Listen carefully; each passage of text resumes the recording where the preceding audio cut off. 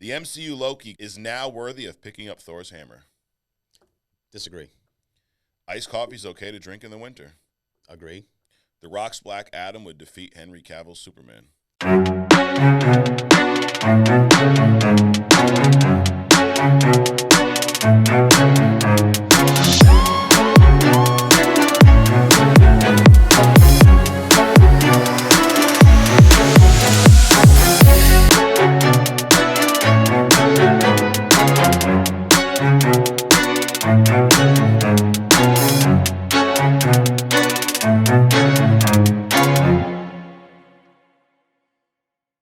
All right. Welcome to another episode of Only Comics. I'm Mike. This is Adrian. Good morning. Good morning. How we doing, bro? We're good. Fall is creeping in. Weather's is. still changing back and forth, but I think it's going to get solid here in a couple of weeks. Yeah, fall did come back, dude. It's like Yeah. 60 today almost. Dude, it's like, that's hot. Yeah, That's it hot is. up here. People Yeah, for don't understand. December. Right, it's hot up here. It is, dude. I should have busted out the shorts, but anyway, we got a lot going on today, Adrian. We got Newsflash, buddy, which we're gonna hop right into. After that, we'll have your segment, Hidden Gem. You got one this week, Adrian. You did it. I have no idea who that is. Really? Yep, I didn't click on it yet though. Yep. I wanted to be I saw the name Uh-huh. when you texted me this morning. I was like, wow, I have no idea at all. Nice. Yep. Nice. So you got me. We have Agree to Disagree coming up, right? Mm-hmm. We have our King of the Comic Movies tournament, round 2. And then we're going to do something, Adrian, this week. Spider-Man is, we've determined, we've kind of gone back and forth on this. And last week, I think we both agreed that Spider-Man is probably outside of Batman, like the most popular comic character. Right. It's up there, right? Yep. So we figured, hell, why not? Why don't we do a deep dive into Spider-Man? Talk about all things that we like, don't like, best stories, movies, all kinds of shit. So we're going to wrap with that today. So Let's do it. we got a fun ride, man. Every week, Adrian, you and I get together. We're like the dynamic duo. That's right. And we travel through the multiverse, and because the reason why it's a multiverse is a lot of you guys watching, you don't live in the same reality as us. We dish out our opinions. You dish them back. It's all in good fun. Also, a lot of time, people get so hung up on one thing we said last week. Let me give you a little spoiler. Okay. It's probably going to change next week. That's right. Right? We go back and forth sometimes. So all right. Well, let's hop into the news, Adrian. We got something that I think both of us were very maybe concerned about. Marvel is in this, MCU's in this phase right now where there's a multiverse. Yep. Nothing's off limits, right? There's characters popping in from the Fox universe. There's characters popping in from everywhere. Right. And one of the things, you're a big Tony Stark Iron Man fan. Yep. And actually, you're I would say unique, Adrian, because you were a big fan of Iron Man before the MCU, right? Right. And I think a lot of people kind of jumped on the bandwagon, when Robert Downey Jr. made it popular. Yeah. So Robert Downey Jr. has that amazing endgame moment, the whole snap and everything, right? And one of the things that I never want them to do is undo that. Correct. How do you feel about that? I agree. It's like he's had his run. Yeah. He has. I mean, there wasn't a Tony Stark on the screen before Robert Downey Jr. Right. So he perfected that role. He made that role his, and I think that's what a lot of people are feeling. Yeah. But he's also had his run. Yep. So just like Chris Evans has had his run with Captain America. Correct. So it's done. Let's not undo it.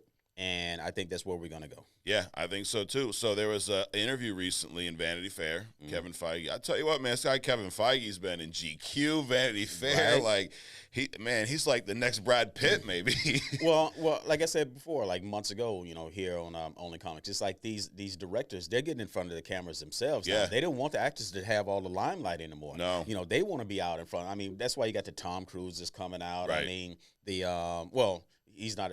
Is Tom Cruise a director? He's everything else. He's right? probably. Yeah, He's a stunt man, so why not? But, so these guys are coming out. They're being more political about it. And, Yep. good for them on some occasions, Yeah. but not so good for the rest of us on others. Right. What if Kevin Feige plays the next Iron Man? That'd be interesting. No. No. So anyway, while he was in this Vanity Fair interview, they asked him about the whole Robert Downey Jr. reprising Iron Man, because there's a lot of talk of this movie Secret Wars that is on the schedule for the next few years at some point. And what everyone, all the rumors are based around variants of past heroes showing up in this. Hugh Jackman, Tobey Maguire have all been rumored. But I think the one thing that a lot of us, now some of y'all may love to see Robert Downey Jr. back, but I don't want to see Robert Downey Jr. as Iron Man in this movie. Right. I don't. And it's not because he won't kill it, but it's because, like I said, he's had his time in the suit. Let's move on. And the ending was so perfect. Like it's hard a lot of times, with any type of movie, ending the story is hard, right? Like you're not gonna appease everyone, Right. I mean, you always talk about the Game of Thrones. I've never seen the show, but I know I've heard all the bullshit about the ending. I'm a big Sopranos guy. That last episode, very mixed. Like I like it. There's a lot of people that don't. Right. So this I think was the perfect ending. But what Feige said was we're gonna keep that moment and not touch that moment again. We all worked very hard for many years to get to that, and we would never want to magically undo it in any way. So I say kudos to Feige. I hope this is not just like some bullshit and, they do reprise it. Now, the way he said this was undo that moment. Exactly. So that means like that Iron Man's not coming back. Right. But does that mean, like, are they leaving the door open for, this is, another variant, but to allow Robert Downey Jr. to play it, which I don't want to see that either. Right. Where are you? I don't want to see it either. I've seen like a trailer for the next Iron Man with Iron Man is like an AI or something like that. I don't even like that. Right. But I mean, it makes sense. Yeah. But I don't even like that. No. Just let him. I mean, he's dead. Let him rest in peace, and let's move on. Yep, I'm with that. So, Elon Musk, what does that have to do with comics? Well, oh my God, what? Like nothing.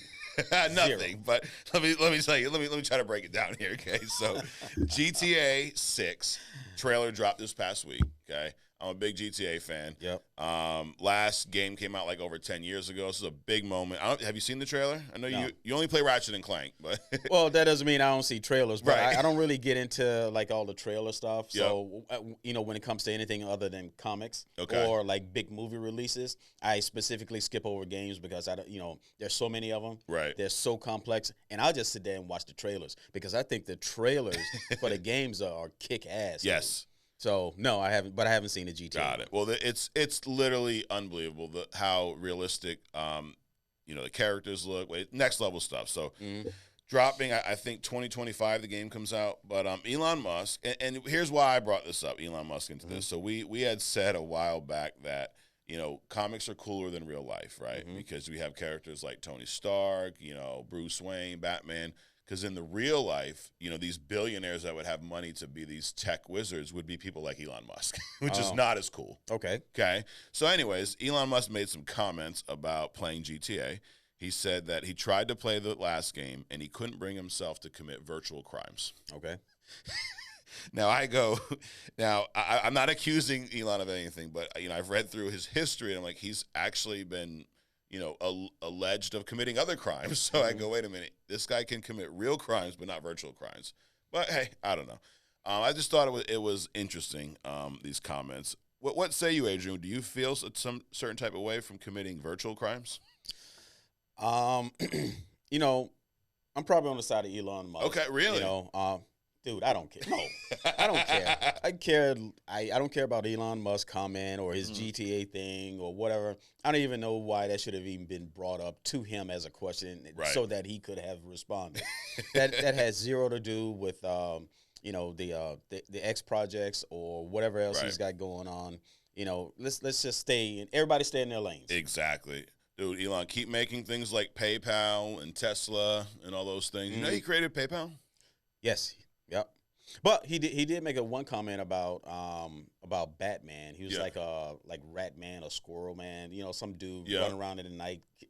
Some little comment that so he's like toe dipping into comics. Yeah. So I actually wouldn't be surprised if he came out later with some kind of full statement. But you know what? Elon Musk can do whatever he wants. True. He can say whatever he wants. I just don't see the relevance of, he's doing so much for so many other things. Exactly. When a question like this comes up to a guy like that, and this is not just Elon. I mean, your focus is one thing.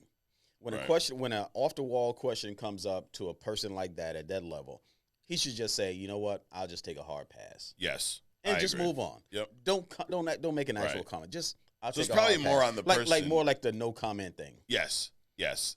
But I think the problem, or if my issue lies more with the person asking the question. To your point, Exactly. Why are you even asking on my stuff? Exactly. Who cares? Exactly. His thought on that. So anyway, so no, I don't agree with Elon Musk. But dude, keep doing your thing. I mean, Chat GPT. I didn't even know this. He's one of the founders of OpenAI. Yep. So hey, he's doing a lot of amazing things. So maybe he's watching the show. That's why he's commenting on these things. Nah, he doesn't have in his container home. He doesn't have probably a TV, right. so he's definitely not watching. But I think he's got other people watching for him. That's right. They fill him in when he gets to the office. Plausible deniability, right? Right. I don't watch Only Comics. No, but I have other people doing it. Yep. That's okay. All right. We got you, Elon. We got you, dude. Marvel rumored to quietly renew 3 Disney Plus MCU shows. So this is a rumor. One of those, as we call those, trusted sources, Adrian. Right, here we go. So this trusted source says that Marvel is discussing the renewal of Ms. Marvel, which you're a fan of that first season, right? Yep, absolutely. And we talked about the Marvels on here, and I think the Marvels was much better than the box office showed us. Like, the movie was better than the results, I think. I agree with that. Unfortunately. And I think what it suffered from was past movies being so bad. Right. Like things like Ant-Man, Quantumania probably ruined it for the Marvels. Right. But anyway, so Ms. Marvel, I enjoyed the first season. And the reason I brought up the Marvels, I thought she was one of the highlights of that movie. Right. So their rumor is they're renewing that for a second season, which I'm all for. Moon Knight, which you still not got through like the first credit scene or first episode. Dude, I just cannot. I can't move on. Yeah, I can't do it. It's like it's crazy to me. Yep. So, and hey, there you go. There's something we don't agree on. People go, "Oh, you guys just agree with each other all day." No, I like Moon Knight. Adrian doesn't. And look, we're still sitting here. No, actually, I don't know if I don't like Moonlight. All I know is I can't mentally get through that. It's like walking through like tar. Yeah. For me, okay. I just can't get through the first episode. It does start off slow, and I think it just falls victim to one of my critiques about the Marvel shows in general. The fact that they're long movies and not shows. So like to break them up into these episodes and add credits on both sides, like dude, just give us the whole movie in 2 parts or something like that. Right. So second season. So I'm excited for that second season, and then the other one is She-Hulk, Attorney at Law. Oh man. And this is another one where I think we don't really see. I don't dislike this show as much as you. I don't think. All right. So I was never really into She-Hulk. Okay. I knew how she came about. I knew her relationship to Bruce Banner. Yeah. But I never got into her in the comics. So therefore, I never realized, I guess, that She-Hulk is more comedy than it is like intense, like the cousin. Right. So when I was excited to get into it, but when I saw it, I was disappointed. Okay. So what you were expecting more like Hulk, like she's gonna be like rage monster, kicking everyone's ass, or what did you think? Well, I was expecting this attorney to have these attributes, but not comedy and over sexuality. Got it. I didn't expect those two. And not so much the sex, but I didn't expect the comedy aspect of it. Yeah, she's trying to be funny, and these are comedic moments. I did not expect that. Got it. So it was kind of disappointment from the aspect of it was. I almost expected like a Daredevil kind of a deal, where he's an attorney during the day, but then he's going kicking ass at night or whenever he needs to. I got not these segues into these these comedy moments. Yeah. So so it's more a disappointment as opposed to whether it's a good movie or not. I got you. For me, it was a fun show. Like I wouldn't put it up there as like my favorite Marvel show. Like I wouldn't watch it over Loki. But I thought it was fun. It was entertaining enough. And it did get a little cheesy at times, but I wasn't the biggest She-Hulk comic fan, but I did go back and kind of check it out, and it does, to your point, it is She-Hulk. It's very true to comic. Okay. Well, I mean, because I hadn't seen Jessica Jones either. Okay. And Jessica Jones is pretty much she's a private detective, right? With these superpowers, as opposed to an attorney with a superpower. But I like Jessica Jones. I would love to see another season of that coming back. Yeah. But She-Hulk, not so much. But again, those are my biases based on what I thought that she was, right? And not really having a history with her. Yeah. So I didn't expect to see those moments more so than what I would probably expect, like with the Jessica Jones thing. Gotcha. And also, I really enjoyed the Daredevil presence in the She-Hulk show. I thought that was cool. And Wong being in there was like I love Wong. He's a good character. Right. And he's one of those that can bounce back from serious to funny, and it doesn't feel forced. You know, so I like that. So I'm 3 for 3 on these. I'm excited for all 3 of these if these rumors are true. So what about you? What was the first one? Ms. Marvel. Ms. Marvel, definitely Ms. Moon Marvel. Knight. Moon Knight, no. She-Hulk, I actually saw all of the She-Hulks, so I wouldn't be opposed to that coming back. I would probably watch it now that I understand it. It's like I had what is it, Wagyu steak? Yeah. It's like, okay, so I've had my first experience with Wagyu steak, and it's not good. Okay. You buy Wagyu by the ounce, right? Yeah. You tell them 8, 9, 12 ounces. I think I ordered 8. Yeah. I had 1.5. I pushed the rest of it away. Wow. I think it's overrated. So that was a very expensive experience, but it was an experience. And I have been asking people, hey, what do you think about Wagyu steak? I am going to give it a second chance. Yeah. And that's the way I feel about the She-Hulk thing. Got it. So I did actually go through the whole process, unlike that Wagyu steak. I did go through the entire season of She-Hulk. Yeah. And but I could give it a second chance if it comes back. Got it. So you're 2 out of the 3. Yeah. Now, like if you were forced, you were locked in jail, Adrian, you had to rewatch Secret Invasion or season 1 of She-Hulk. Oh, She-Hulk all day. All day. Yeah, I'll even watch Moon Knight before I watch Secret Invasion. Whatever we have to do to avoid seeing Samuel L. Jackson with that atrocious fake beard. Right. Dude, every time I see like an older picture of him, like as Nick Fury from the Avengers, and I see like the real goatee, it makes me even more upset about how bad the fake goatee and beard was. Like, with Marvel-type money, that's what they came up with? Right. Well, it's beard, man. Now, you can get insulted by these things. You know? So, absolutely. The directors don't think about those kind of things. But, since they're all watching only comics, all directors of the multiverse. Yes. Please take in consideration when you do a bearded character, think about only comics. Absolutely. Get it right next time. Deadpool 3 set photos confirm connection to another MCU movie. So, dude, every 2 days now that the strikes are done, filming's back up. We're getting these Deadpool 3 leaks. Like, people are what I actually read is that there's people with these telephotic lenses or whatnot that are at a distance somewhere. They see Deadpool shooting stuff outside because they want. Ryan Reynolds was saying this. They want it to be practical. They don't want to just film everything in front of a green screen. Right. Ant-Man. So there's these people that are finding out where they're filming. They got these big telephonic lenses, and they're spoiling parts of the movie, right? Wow. So they're in this set photo. I don't know if you saw it or not, but there's like the Fantastic Four car. There's Toad from the X-Men. You're seeing Sabretooth from the original X-Men. Now, part of me is like, this is cool news. Like, it kind of gets you a little excited. But my question to you is it too much? Like, should they just leave them alone, let them film the fucking movie so everything's not being spoiled? Just leave them alone. Let them shoot the movie. So there's secrets, and then there's cover-ups, right? Well, there's public knowledge, there's secrets, and then there's cover-ups. So public knowledge, water costs more than milk. You got to drive to work, bus system, blah, blah, blah, blah, blah. Then there's secrets, state secrets, corporate secrets, country secrets. Those things should be kept secret. Right. Then you got conspiracy. These are your cover-ups.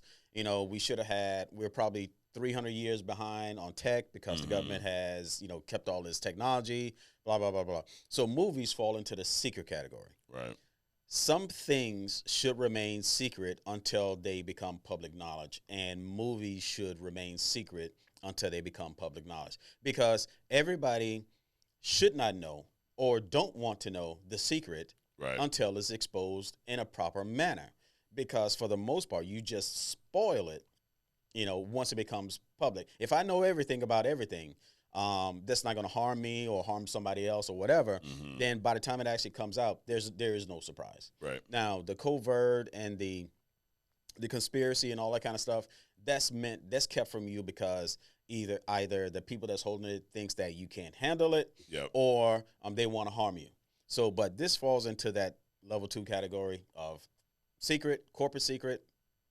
Let it stay secret. Stop hacking into satellites so you can take pictures of Wolverine's vein. Right. Of his it's sleeves. Big enough. It's big enough on its own. You don't need to, expose it any more than what it is. Absolutely.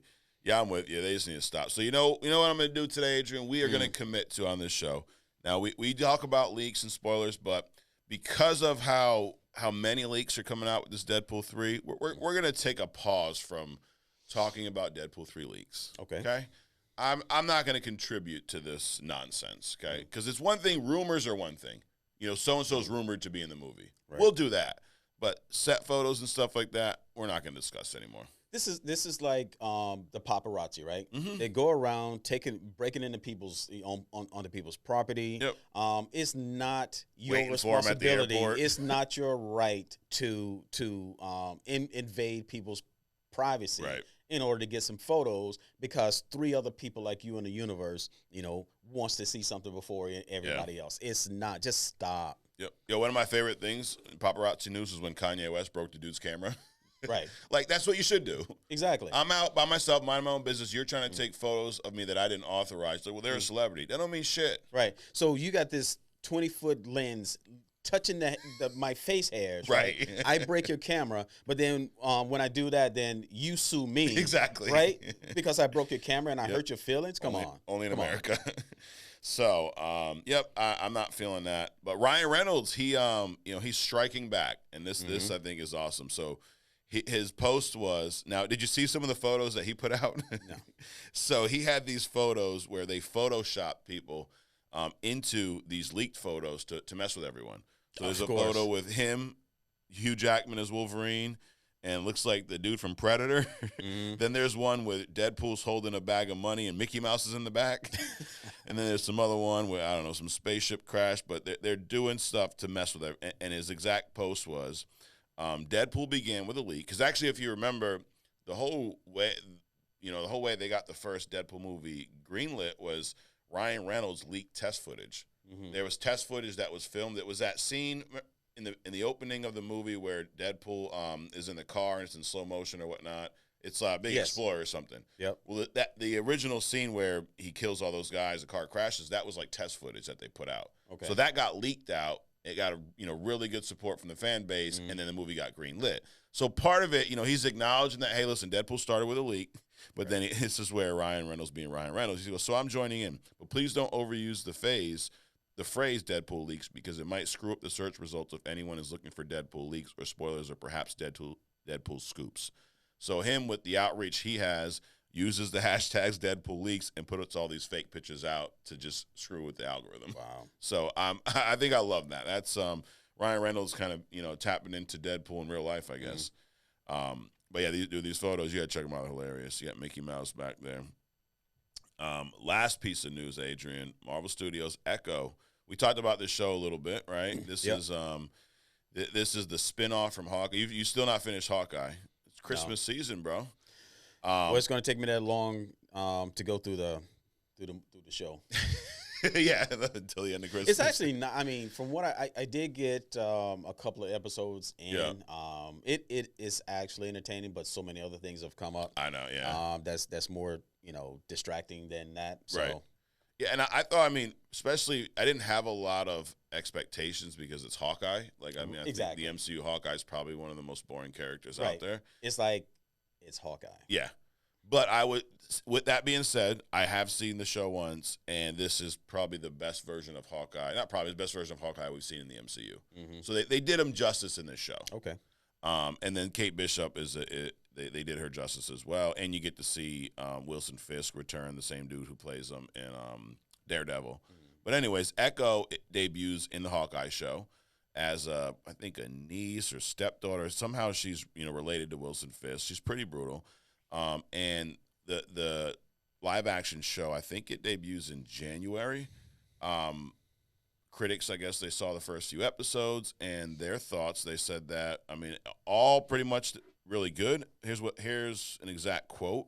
They enjoyed the first 2 episodes of Echo, which had an incredible and violent fight scene I want to watch again and again. The sound design is fire. The brilliant Alakwa Cox, I'm probably saying her name wrong, continually draws me in, but I found the storytelling pacey and shaky. Excited to see the rest.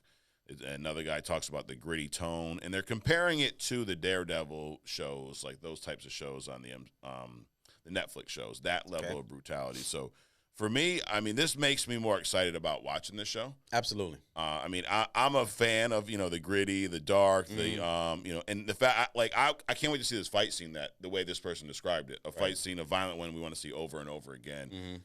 So does this make you more excited about this show?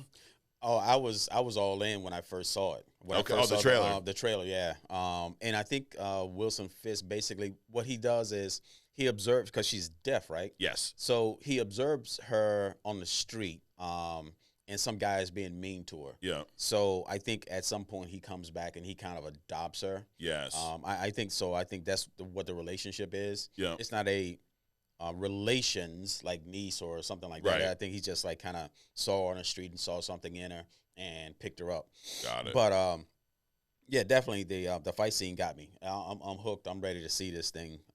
Especially if it's anything like the Daredevil or the Punisher or any of the Netflix movies, really, except for what's the guy, the karate guy? Oh, the Iron Fist. Yeah, that was kind of not good. No. I should just skip that one when I rewatch them or go through them. The other thing is, we've talked a lot about inclusion, in storytelling and whatnot. And one of, I think, the things I really liked about Ms. Marvel was showing us that Muslim culture. We've never really seen that on screen, right? Right. And I guess the Echo character is a Native American character, so one of the positive feedbacks there was that they get a great sense of Native American culture. So I think that's cool, too, to see different representation in these. And when it's done right, when it's not forced, like we're just going to change this character, like I guess Echo's a Native American character, and we're going to get to learn about that culture in this. So, yeah, I'm all for this show. I'm looking forward to it. Absolutely. All right, so what do we do at the end? First of all, do we have a buster this week, Adrian? I mean... Yeah, the paparazzi. Yes. I would say the paparazzi. To this day, and I didn't even know what paparazzi was until Princess Diana. Same. And I've hated I've hated the idea. You can't hate a word. I've hated, and you can't hate the people because you don't know who the people are. Absolutely. To the extent, but I hate the idea that they think that they have the right. Right. And obviously nothing has been put in place to stop them enough. Yes. I hate the idea behind the word or the term paparazzi because it's like they invade all your personal space to take images and audio of you, even doing private stuff, and make it available to the rest of the universe. Right. And that's not right. Yep. It's just not right. Yeah. I couldn't agree more. You're right. The people, I mean, I'm sure they're maybe good people in their personal life, whatever, but the idea, and me, it's more the fact that nothing's been put in place to protect these people. Right. Just because you're a celebrity doesn't mean that your life should just be open to everyone else. Like, exactly. You're a celebrity because you perform an art that's popular. Right. And there is no personal space with them. Right. But if you assault them, or even if you can even consider, self-defense, because some of these people, they get like literally in your face. Yeah. You're trying to have dinner and you walk outside and you got 1,000 cameras clicking on your face. They're in your yard, all of this stuff. And it's like you have no right. But then when you go to protect yourself and protect your kids, and this goes down to your kids, your babies, everybody, right? Right. When you go to protect yourself, then they're going to do some frivolous lawsuit. Oh, you broke my camera. You broke my arm. Right. You slapped me in the face. Like this guy, Will Smith, he was on some red carpet somewhere, and this guy, because he does this stuff, he'll go up to you and he'll like try to kiss the celebrity. Yes. So he kissed Will Smith on each side of his face and then kissed him in the mouth, and Will smacked him or Right. something like that.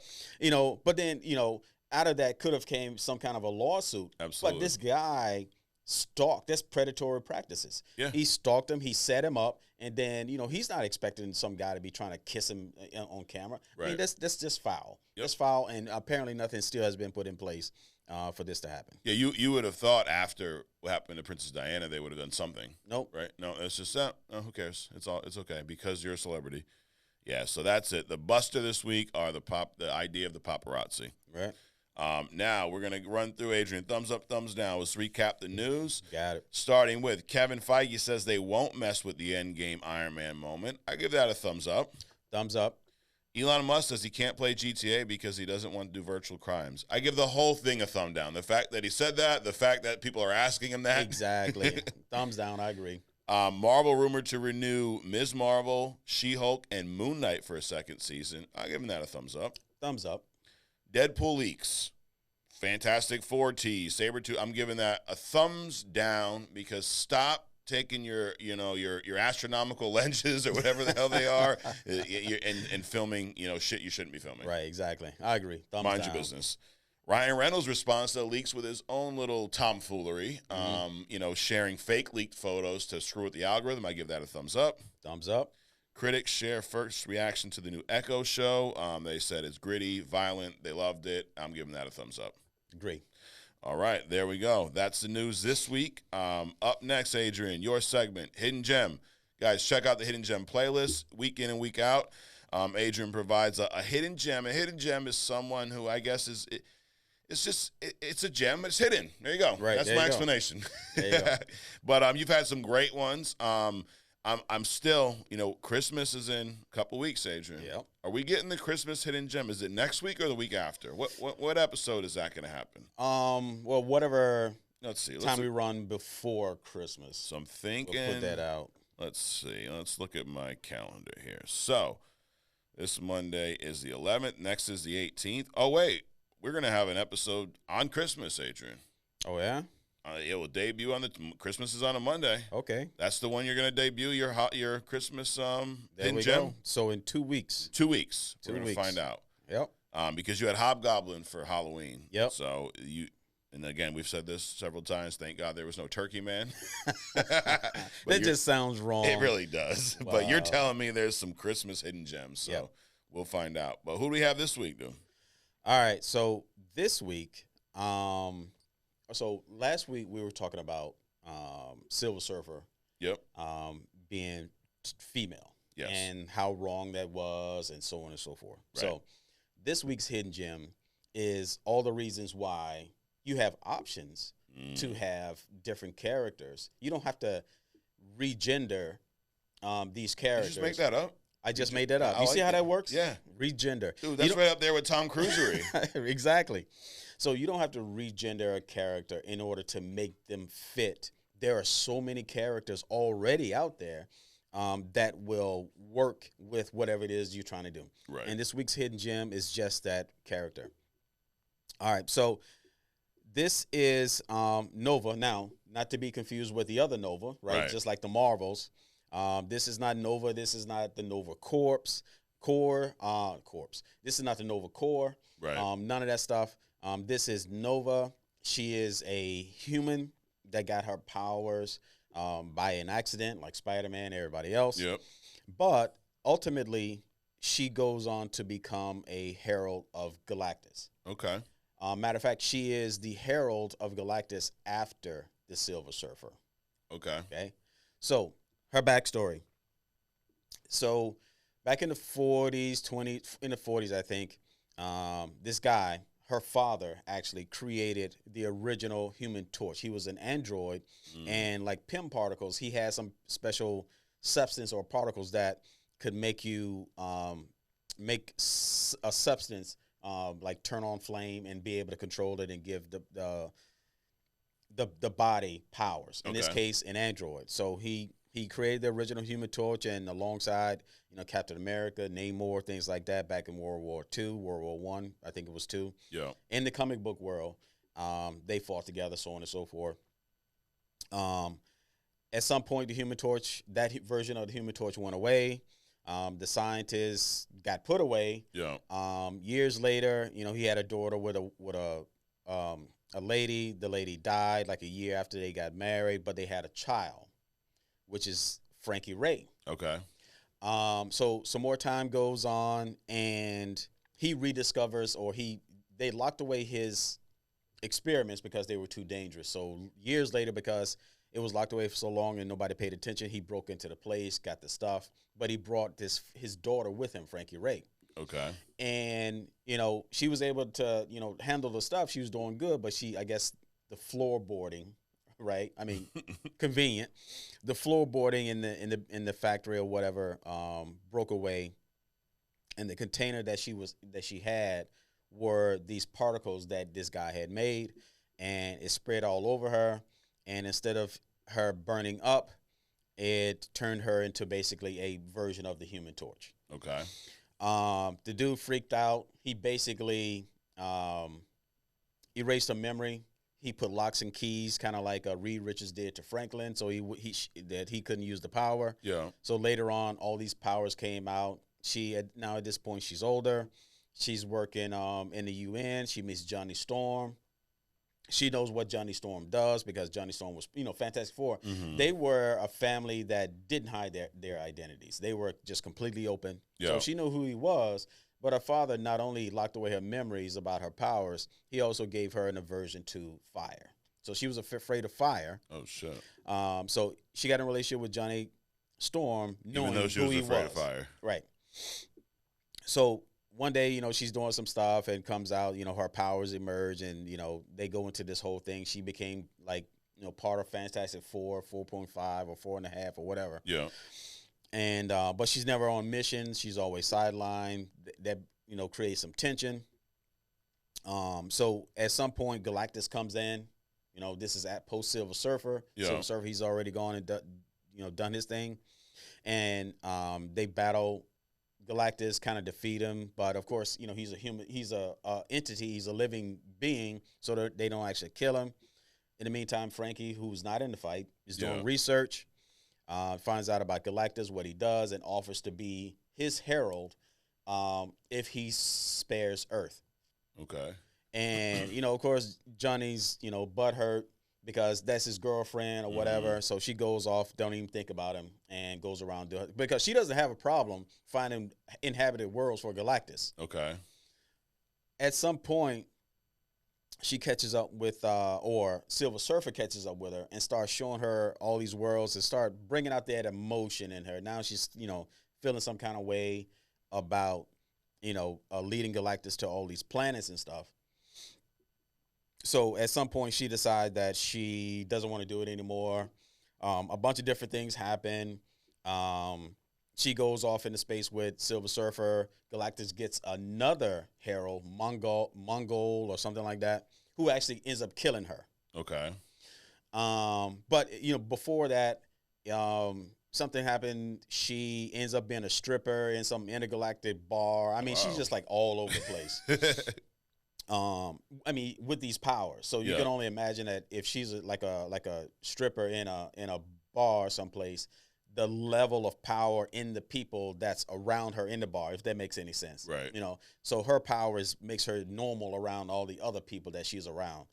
So anyway, they bring her back, and ultimately, this Mongol guy, Galactus's next herald, kills her. And then there's a version where Mephisto brings her back and, things like that. But, so Nova, going through what she has been going through, from basically an orphan to Galactus's herald, she's gone, that's a whole range. That's several lifetimes, which makes her very interesting to me. Her power set was basically that of the Human Torch, before she became Galactus's herald. Now, as Galactus's herald, that's magnified, to the nth degree. Okay. She can fly faster than the speed of light.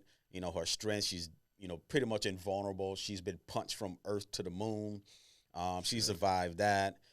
She can pretty much manipulate any energy that can be put out by a star, heat, light, radiation, all the microwaves, all that stuff. So she's pretty badass. And but my point about her is that, and I actually forgot about her. But when I was looking for a hidden gem, so Galactus has had several, like 8 or 10 different heralds. Yeah. Before Silver Surfer, when Silver Surfer came out, that's how I knew about Galactus, through Silver Surfer, through Fantastic Four. So I didn't really know on the onset that there were other heralds beside the Silver Surfer, because Silver Surfer to Galactus was like, I don't know, Venom to Spider-Man. You know what I'm saying? Yep. You know, they kind of coexisted together. One didn't exist without the other one. Right. But there were heralds before Silver Surfer, and obviously there were heralds after, Frankie Ray Nova being one of them. Okay. So I think this is a pretty cool, and she's shown up in several animated shows. Yeah. I think she was in, not as Nova, but the person, Frankie Ray, showed up in at least one live action movie. Yeah, I did read that, the Fantastic Four: Rise of Silver Surfer, right? Which is, I haven't seen that movie in years. Uh-huh. I remember it being kind of cheesy, but like it fit the time, right? Exactly. And I do remember it being cool seeing Silver Surfer on screen, like because I always thought he was a really cool character. I didn't know a whole lot about him. I remember having a toy because it was shiny as hell and it was like one of those coolest looking toys. But yeah, I did read, and I don't remember her from the movie, but I did read that the Frankie Ray character was in there. But to your point, it wasn't Nova, right? Right. She was a military person, I think, in there. So I mean, that's the hidden gem. I mean, to the point about reprising a role of an existing character under another gender makes no sense to me.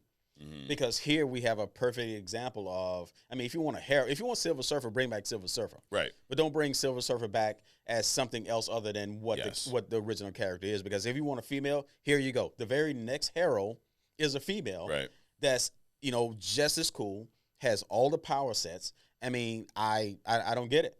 I don't get it. So this week's hidden gem wasn't about just a hidden gem.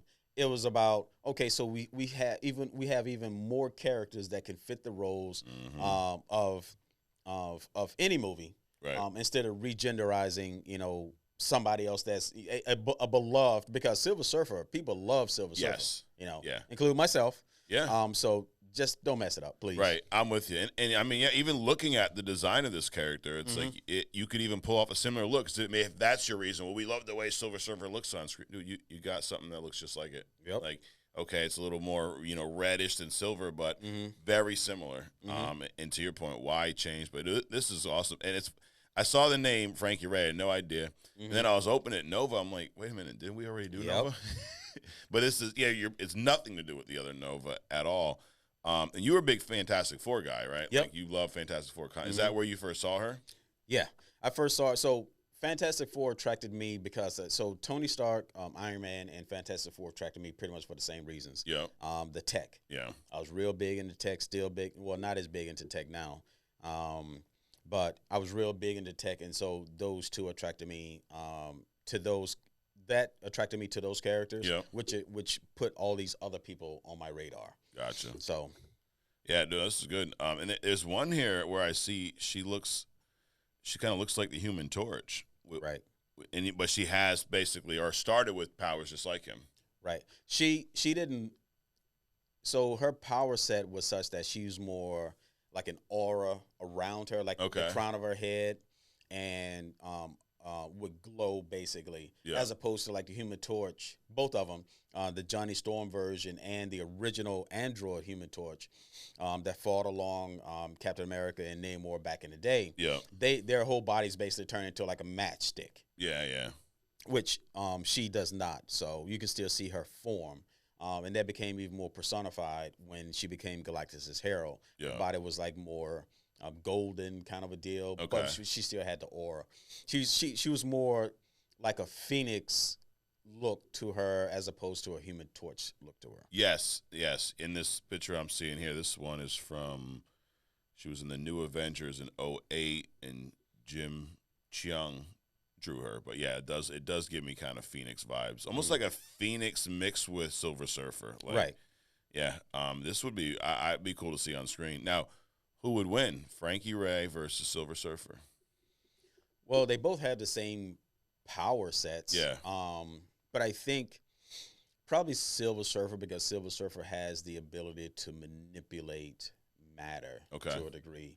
And she has, but I mean, she also has the ability to basically emit any of the powers that could be emitted by a star. But I would still give it to Silver Surfer. Yeah. Be a good fight, though, sounds like. Oh, definitely. Cool. Well, guys, hey, another good week on, or another good hidden gem to add to the list. If you like that hidden gem, check out the playlist on our YouTube page. Up next, Adrian, we have Agree to Disagree. Okay. This is where I rapid fire 10 of my opinions at you, and you just let me know if you agree or disagree. And you know, someone on YouTube was like, "Are these supposed to be hot takes?" Like, no, these are just my opinions. Right. I'm not trying to get Adrian to agree. I'm not trying to get him to disagree. I'm just simply throwing out my opinions. A lot of times you agree, but where the real fun starts is a lot of you guys that live in another reality from us, you guys don't agree sometimes. So it's not an effort and let me see if I can get them to agree with me. No, it's just 10 things that hit me over the course of the last week. And also, you may watch this, and next week I may have the opposite opinion of something I said this week. Right. Because, you know, here on Only Comics, our hypocrisy knows no bounds. I like that. So, you know, I got that from Tombstone. I love that movie, by the way. What's that have to do with comics? Nothing. All right, you ready? Other than it was made up. Yes. Yeah, there you go. Wait, you don't think that was a true story? Why? You don't think it happened just like that? There's probably some creative liberties taken there. There you go. All right, you ready? I'm ready. Let's go. All right, you ready? I'm ready. Let's go. The MCU Loki is now worthy of picking up Thor's hammer. Disagree. Iced coffee's okay to drink in the winter. Agree. The Rock's Black Adam would defeat Henry Cavill's Superman. Agree. Wolverine blue and yellow over brown and yellow. Blue and yellow. It's time for a live-action Miles Morales Spider-Man. Agree. Taika Waititi should be banned from making another Marvel movie. Should be banned from the multiverse. Yes. Wolverine would beat Superman. Disagree. Tom Hardy was miscast as Eddie Brock. Agree. That being said, Tom Hardy's Venom should meet Tom Holland's Spider-Man. Agree. Christmas is the best season of the year. Absolutely. There you have it. Well, you guys let us know if you agree or not. Now, there was a couple, so you said that. I'm going to pick one. The Superman Wolverine. You disagreed with that one. I disagree that. What did you say? I said Wolverine would defeat Superman. Absolutely not. All he's got to do is like take him in the atmosphere. First of all, he'll die from asphyxiation. Then he can just dump him into the sun, and you know he's not going to regenerate continuously. Even if he regenerates continuously, all of his matter is going to fucking burn away. Yep. So it doesn't matter. Yeah. So I agree with all that. Here's my one counterpoint. What's that? Superman's moral compass would get in the way, and Wolverine doesn't give a fuck about killing someone. I agree, but in our agree to disagrees, I've learned to take the question face value. Okay. So I understand that Superman would not kill him necessarily, but if you just if I'm just answering the question, Superman would defeat Wolverine. Got it. Okay, fair enough. And we will agree to disagree, and no one gets upset here. You all may get upset at that take, and it's not a hot take just for a hot take. I do believe that these two fight. Superman's gonna, as you would say, pussy out. And but I do agree with that. Yes. But is he capable of defeating Wolverine in a fight? Who would win between Superman and Wolverine? It would be Superman. All right, there you have it. Well, agree or disagree, you let us know. Do you agree or disagree with us? Next up, King of the Comic Movies Round 2, Adrian. Are you ready? Ready. All right, we got some fun stuff this week. The rules are pretty simple. There's two movies going up against each other, two comic movies. We will each give our opinion on which is the better movie. If we agree on it, that one moves on to the next round. If we don't, I got my little handy-dandy two-face coin here, and we'll flip a coin. Let's do it. All right. First battle, The Avengers, original Avengers movie, against Doctor Strange. What are you going with? Avengers. Yep, no doubt. I agree. Men in Black versus Son of Batman. Son of Batman. Ooh. Yeah, I agree. I'll go with Son of Batman on that. All right. Ghost Rider versus Iron Man. Iron Man. That's a no-brainer. I mean, it does have your boy Nick Cage in it, but yeah. Dick Tracy versus Endgame. Do I even need to ask? Endgame. First X-Men First Class versus Captain America Civil War. Civil War. Civil War. Well, First Class was a good movie. I'm not saying that, but Civil War is, it's just next. Yep. Oh, here you go. The Matrix versus Batman versus Robin. Matrix 1? Yep, Matrix 1. Versus Batman v. Robin. I'm going to go with Matrix.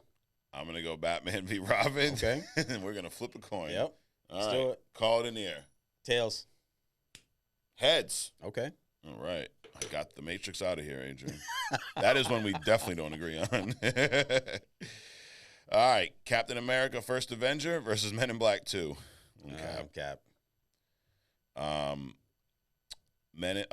Justice League versus Teen Titans up against X2. Going X2. Wait a minute. Justice League's Teen Titans? Justice League versus Teen Titans, the animated movie. Oh, I mean versus what? X-Men 2. X2. Yeah. It's actually I think that movie still holds up, X2. Yeah. That's a great movie. Constantine versus your personal favorite, Black Adam.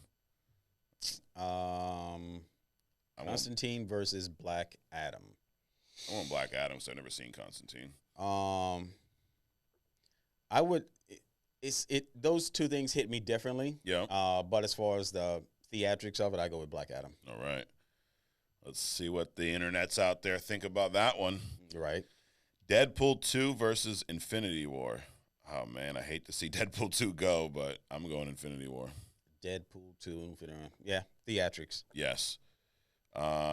X-Men The Last Stand versus Green Lantern. Wow. Wow. X-Men. Yeah. I don't even know why Green Lantern's on the board, but. Beetlejuice versus Doctor Strange Multiverse of Madness. Wow. Doctor Strange. Doctor Strange. Yeah, I'm going Doctor Strange for the sake of it being a comic movie. Right. Although I love the Beetlejuice movie. Yep. Logan versus Unbreakable. Oh, Logan.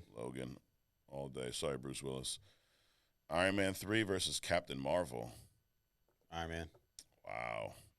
Yeah, I'm going to go Iron Man 3, one of my favorite Christmas movies. There you go. Are you going to watch that for Christmas this year? I don't know.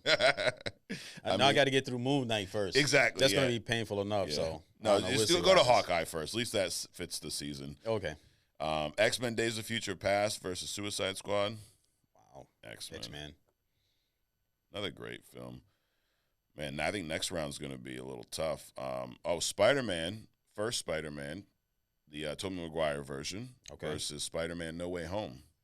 No Way Home. Yeah, absolutely. I mean, you kind of work out. You get Tobey Maguire in that one too, right? So, all right, that's one side of the bracket. So on that, next week we're going to have Avengers versus Son of Batman, Iron Man versus Endgame, Civil War, Batman v. Robin, Captain America 1, X2, Black Adam versus Infinity War, X-Men Last Stand versus Multiverse of Madness, Logan versus Iron Man 3, Days of Future Past up against No Way Home. So some good battles there. Yep. Now the other side of our bracket, Adrian, The Batman with Robert Pattinson versus Black Panther Wakanda Forever. Wow. The Batman. All day. Batman Hush versus Thor Ragnarok. Hush. I'm going Ragnarok, believe it or not. Okay. Call it in the air, dude. Heads. Tails. Wow. Damn it. 0-2. Yep. Oh, yeah, wait, I won. What am I talking about? Right, you won. Teenage Mutant Ninja Turtles 2. This is not the Michael Bay one. These are the 90s version. Versus Blade 2. Blade. I'm going Ninja Turtles. Call it in the air. Tails. Heads. Wow. Man, you're 0 for 3 today. This is what happened one week, and then you just, you went on a streak after, so... Right. I don't know. All right, I said Turtles 2. It's the travel, man. Threw me off. That's what it is. Whatever works. Teenage Mutant Ninja Turtles Mutant Mayhem. This is the animated one that came out earlier this year versus Spider-Man 3. I'm going Turtles. Spider-Man 3. The one with the Tobey Maguire one with the Black Spider-Man and that whole mess. Yeah. Sandman. Turtles. I actually rewatched this one. It's on Paramount Plus now. What's that? The Turtles? The animated one. Yeah, the Turtles. It's a great movie. They're coming out faster now. They do, dude. It's like, wow, you only wait like 3 weeks and it's somewhere. Dude, when I was a kid, it felt like it took 2 years for a movie to come out. Exactly. And then it would come out. Remember, this had come out for rental first. You couldn't buy them. Right, and then you had to beat the next clown to Blockbuster, which also doesn't exist anymore. Yep. To get the tape because you had a limited number of tapes out there. Yep. The good old days. Now you just hit a button on your phone and everyone can watch it. Iron Man 2 versus Birds of Prey. Iron Man. Birds of Prey. All right, call it in the air. Tails. Heads. Wow. Dude, just say, look, I ain't playing. Hey, I believe you. Man, do not bet on anything today, Adrian. Don't go to the casino. Today's not your day. Dude, I'm going home going to sleep. Aquaman versus Guardians of the Galaxy. Guardians. Yes. And this is Guardians 1. Justice League Flashpoint Paradox, the animated movie, versus 300. Ooh. I got to go with 300, man. I do too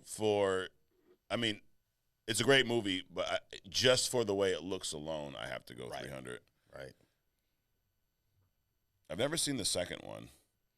300 versus The Matrix? No.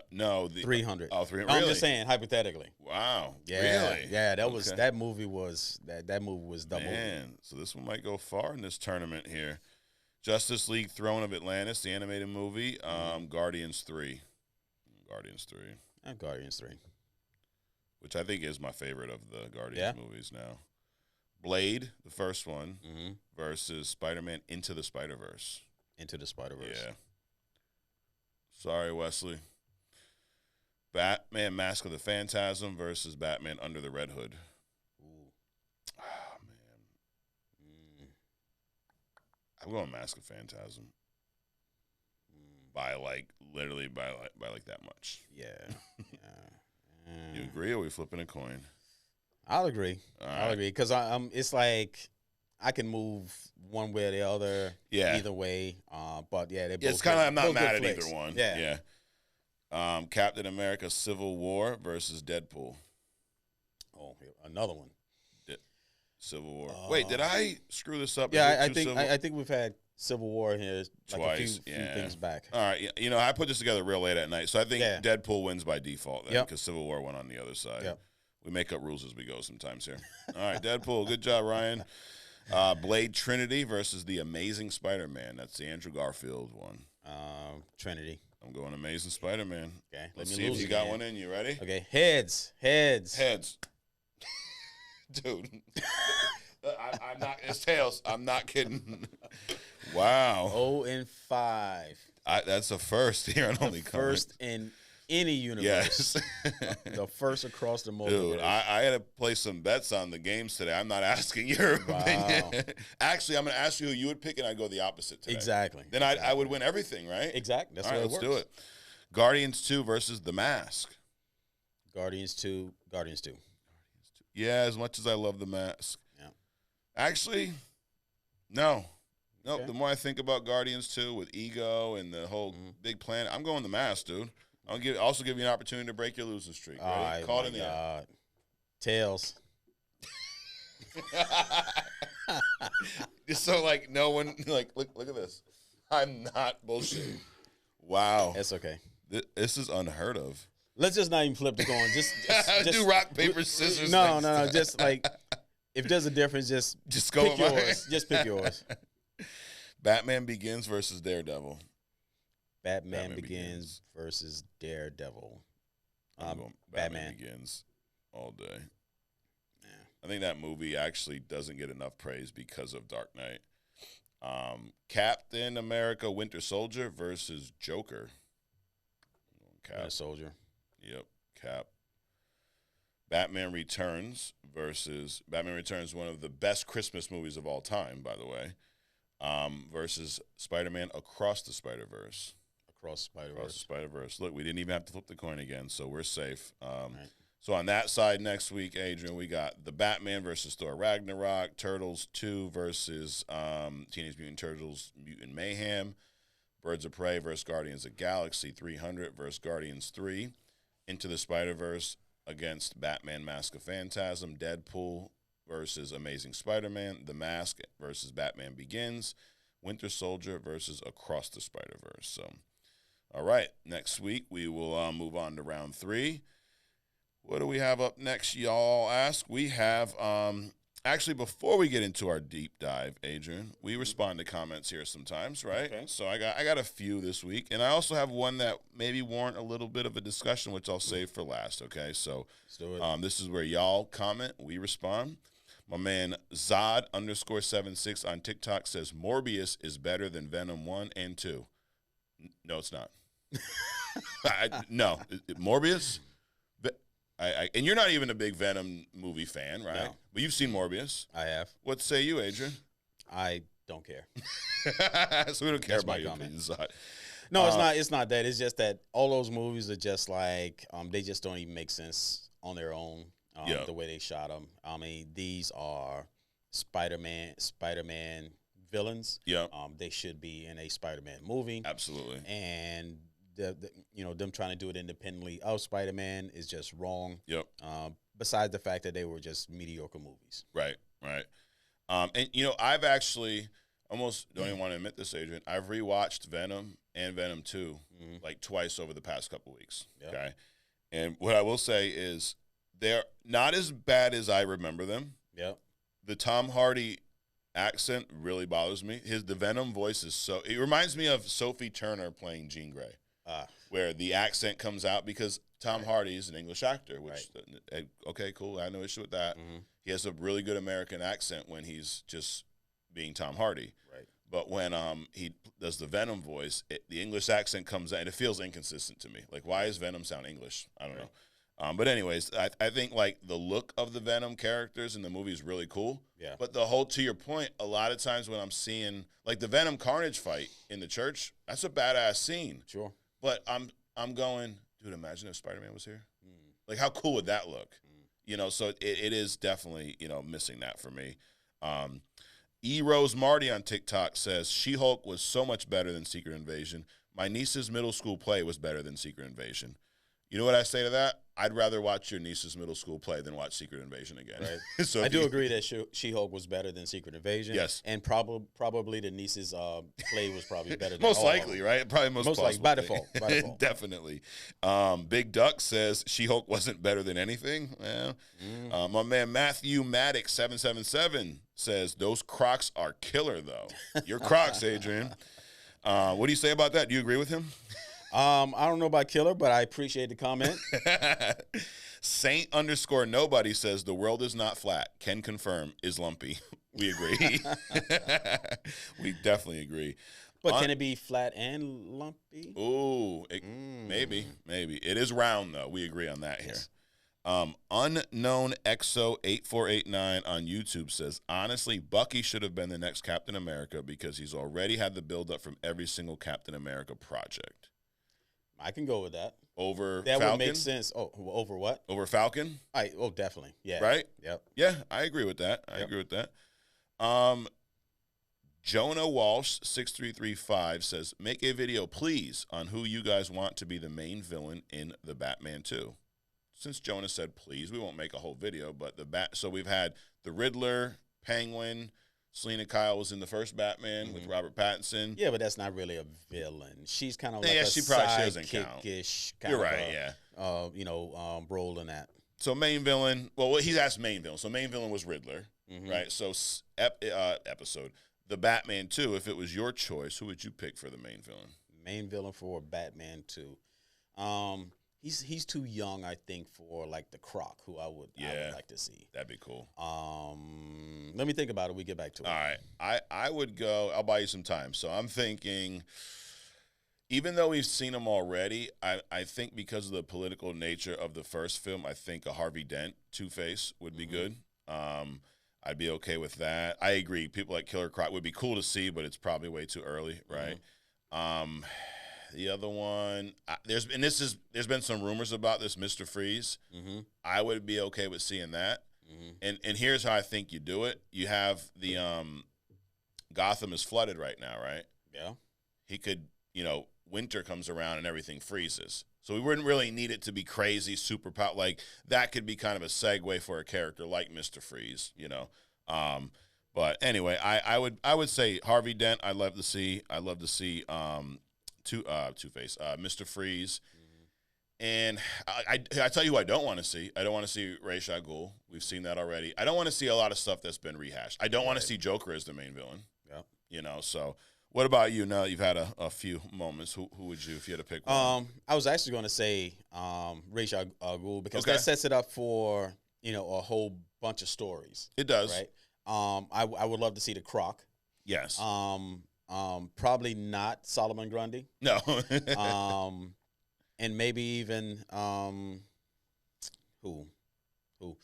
Bane, but not the Bane that was in the Christian Bale movies. Not Tom Hardy. I think they kind of, even though Bane is not like a strong being presence. Yeah. Character to me, I would like to see him done justice. Because I think it would be like, those are good fight scenes. Yeah. Potentially. Yeah, I'd go with that, Bane. I mean, because so Croc and Bane for me. Okay, and I would not be mad at seeing Bane. Also, you think about this Batman, the fight scenes, they're more brutal than most Batman movies, right? And Bane, there's that storyline where he breaks Batman's back. They have some brutal fights in the comics, so I think it fit this universe. Yeah. So I would definitely be down with that. Well, there you have it. That's where we respond to comments. Now, the last one we want to respond to, Adrian, is we said last week on Agree to Disagree that the X-Men would destroy the Justice League in a fight, okay?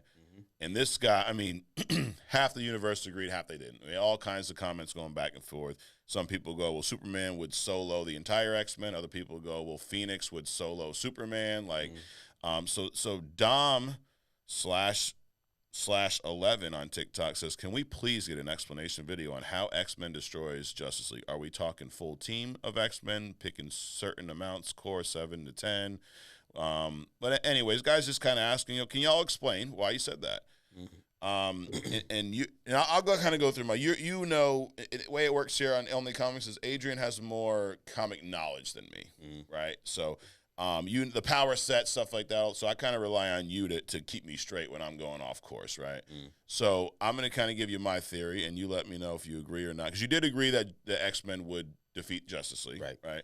And I think we got to kind of go core X-Men, right? We can't like just everyone who's been an X-Men at one point. So when I'm thinking core, we got Wolverine there. We got Xavier. Yep. We got Jean Grey /Phoenix, Cyclops, Gambit, Rogue. You got Quicksilver. Yep. Iceman. That's up to 8 right there. It's probably, am I missing anyone? Cyclops. Well, it doesn't matter. So it's like, who would beat between Black Panther and Batman? Yeah. And I said, because the idea is, everybody talks about this adamantium, vibranium suit that T'Challa wears. And I said, well, just drown him. So it only takes 2 X-Men to destroy the whole Justice League. Xavier and Wolverine. Yeah. Xavier makes them think that they're in a put them to sleep. Yeah. And Wolverine just go around, chop everybody's heads off. There you go. It's done because they don't have a psychic person on Justice League. It's done. What about people brought up the Martian the Manhunter? I don't know a whole lot about. How would he play into this battle? Well, he does have some telepathic ability, so yeah, that could be there's a potential. Yeah. So he pretty much has, but I'm not sure his telepathic. I never thought about his telepathic abilities versus Xavier's. I gotta imagine Xavier's stronger, but I would imagine Xavier's. There's not too many. They have one. We have Jean Grey and Xavier. We've seen times where they work together and their powers are amplified. Correct. Plus you got Cerebro. Yep. Which also amplifies Xavier's telepathic ability. So I would probably say some between those 3, Xavier, Phoenix, Cerebro. Yeah. Could easily overpower Man Martian. Besides that, just turn on a cigarette lighter and the Man Martian goes into panic attacks or whatever. So, put him to sleep, and Wolverine just goes around and chops everybody's heads off. And then you got people go, well, you got Superman. I go, well, you have Rogue, who is strong as hell, and she can absorb your power. Right. All she has to do is put her hand on Superman's face. Right. Just get to him once. Yep. And if there's any type of kryptonite involved, he's done. Right. And then you got Magic. You got Scarlet Witch as an X-Men, right? So, I mean, there's so many ways that this can happen, but technically, two, three tops X-Men would annihilate Justice League. So sometimes we change our opinions. This time we're not. Right. I'm probably doubling down that the X-Men destroys the Justice League. Right. Not even close. Hey, if we're missing something, let us know. Let us know, dude. I mean, you could sway us, but right now, or me, but right now, I'm thinking X-Men all the way. Yep. X-Men, not even the entire group. Right. Just some of them. Just a couple of them. Yeah. The rest of them you are get still, like Jubilee, like once they're done, like go around, do whatever. Throw little sparklers at them. Yeah, the rest of them will be in the danger room, like practicing, exactly. while bringing them snacks. They're just sitting back watching. Yeah, so I double down. The X-Men destroy the Justice League. It happened. It'd be so quick. It'd be in a post-credit scene at the end of the movie. All right, Adrian. It'll be a secret invasion long. Yeah. It's like, wait, what happened? Oh, yeah, like a 20-minute episode, definitely. All while they're trying to comb Samuel Jackson's fake beard. Now, Spider-Man. Less that, if we could just remove that, speaking of Men in Black, the little red thing where they erase your memory. Yeah. They can erase Samuel Jackson's fake beard from my memory. That'd be great, dude. If we get Will Smith to bring that thing back out. All right. My man, Spider-Man, Peter Parker. Peter Parker, it's definitely one of the most popular comic characters of all time. Right. He's got to be top, 2 or 3, right? I saw in most Marvel posters that you see, of all the characters, Spider-Man is usually out front. Yeah. So I would put him 1 or 2, not 2 or 3. So yeah, definitely the most popular, the most relatable character in the Marvel universe. And I mean worldwide. Yeah, absolutely. Created by Stan Lee.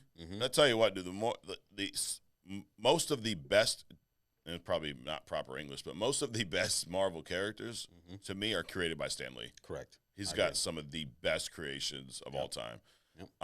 And this was an old, 1962 is when Spider-Man was created. It's been around for a long time. Spider-Man's older than you, huh?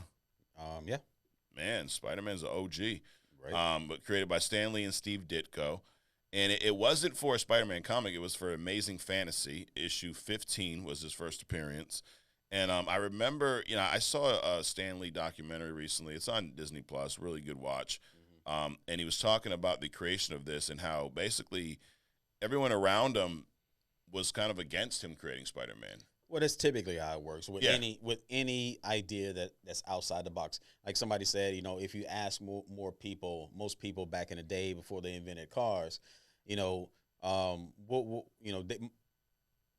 about transportation, most of them would say, "I want a faster horse." Right. They can't make that leap into automobile. Yeah, and the reason why, so prior to Spider-Man in comics, teenagers and kids were always sidekicks. You had Batman the adult, you had Robin the teenager, right? So the teenagers were always kind of just pushed along to the side to be a sidekick, and Stan wanted to create a high school student, a teenager superhero, right? And he didn't want him to be a sidekick, and that's what everyone kind of told me, dude. They're not. They can't be the that's not main the way one. it works. Yeah, no one's gonna like that. Right. But his idea was it's more relatable. Exactly. And not only did he want to make him a teenager, he wanted to make him a very unlucky teenager who everything always goes wrong for, which I think a lot of and I think people in general sometimes feel that way. We all have our days, right? I mean, like today when you went 0 for 6 on that's some Peter Parker shit, bro. Right. That probably happened to Peter. Yeah, no, I never think he had that much bad luck. You got it worse. Yeah, he's better, luckier than I am on this one. Maybe. Yeah, we'll have Well, we'll take a poll on that one. But he's been that, and I think that's why he's so relatable because he goes through shit. Everything goes wrong for him. But he somehow figures it out. Right. And I think that's just very relatable to just human nature in general. Right. So it, became way more popular than anyone expected. Maybe anyone but Stan Lee. But to your point, a lot of times when you're going against the grain, it's like this podcast, and we go against the grain a little bit. Hey. We don't fit the mold of your typical comic book podcast. We don't sound like them. We don't look like them. We don't act like them. Most of them, no offense, look like Peter Parker. We don't put salt and pepper on everything, nor is it our main ingredient. Right, we use the other seasoning. But the popularity took off because it was created in '62, and we're talking 2023, and is still arguably number one, number two of all time. He's been involved in plenty of different teams, Avengers, Fantastic Four. He's worked with X-Men, Secret Defenders, Mighty Avengers, any kind of Avengers he's been part of. Right. And I think outside of Batman, he probably has the best rogue gallery in comics, as far as the villains go. Yeah. His villains could carry stories alone, you got, who are some of your favorite Spider-Man villains? I think Rhino. Yeah. Doc Ock. Goblin. Probably is my top. Yeah. So I'll go with those three, but Goblin is definitely the top. He's just maniacal. Yes. The typical rich dude. Definitely different. But Rhino, Doc Ock, they're just kind of like psychotic, single mind. Yeah. Actually, they're all kind of psychotic, but Rhino and Doc Ock, they're more single minded. The Goblin seems to have a little bit more diversity to him. Yeah, and then you got the whole Norman Osborn part. Like they're very, two personalities, and I agree. I mean, Goblin is he's like Spider-Man's Joker, right? He's right there, and I like Venom as a villain. I understand that he's kind of turned more to that anti-hero thing, but I love the Eddie Brock Venom villain from the comics, and I think that's one of the best villains for Spider-Man. Because he's a lot like Spider-Man, but he's everything he isn't as well. Right. But yeah, Rhino's one where we've not seen on screen properly yet. Oh my God, they destroyed him with Paul Giamatti or whatever in the freaking suit. That was horrible. Dude. The way they did that. Yep. Thank God it was only at the end of the movie, and it wasn't an actual villain in a movie. Right, but they also messed up Juggernaut. Yes. In the X-Men. I'm like, come on. Really?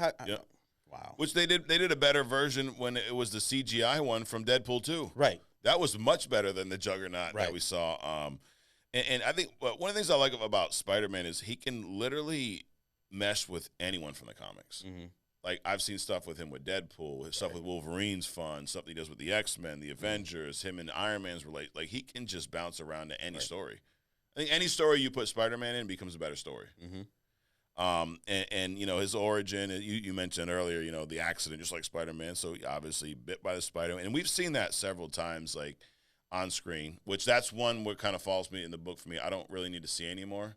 Like I like with the Tom Holland one that we didn't have to go through the origin story again. Right, that was cool.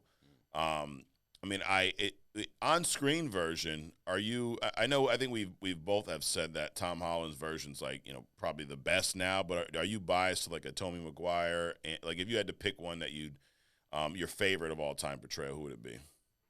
Tom Holland. Tom Holland. Yeah, definitely. Now, the Into the Spider-Verse movies, those two are the best. Spider-Man movies to me. Absolutely. But live action, it would be Tom Holland. Yeah. I wasn't feeling that old Tobey Maguire. I'm stressed out. I can't shoot webs out of my forearms. that was like the Thor Love and Thunder split to me. Yeah. That whole concept that the webs come out of his body as opposed to a device, because first of all, that downplays his intelligence. Right. Because Peter Parker is actually a very intelligent guy. Yeah. Which is why he got on Tony Stark's radar. Right. To a degree. But that whole idea about it coming in, the webs coming from his body was ridiculous to me. Yeah, I hated that. I really did. And that's a take that I think a lot of people don't agree with.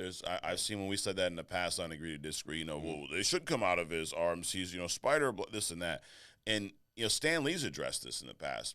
the reason why the web shooters make sense to me, I agree, and this was Stan's take, and why I agree is it's another way to show Peter's genius. Right. It's something that it's also something he has to manage too, right? Because if it just comes out of his hand, you have to create some stupid subplot where he's not feeling himself anymore. And, right. Oh my God, he can't get it out anymore. Like, right. You always have to do like these like pseudo like an ED kind of analogies. Like, like the Hulk, he can't get the guy out anymore. Like, well, I don't know why I have to do that to guys in movies, but anyway, demasculate him. Exactly, of course, why not?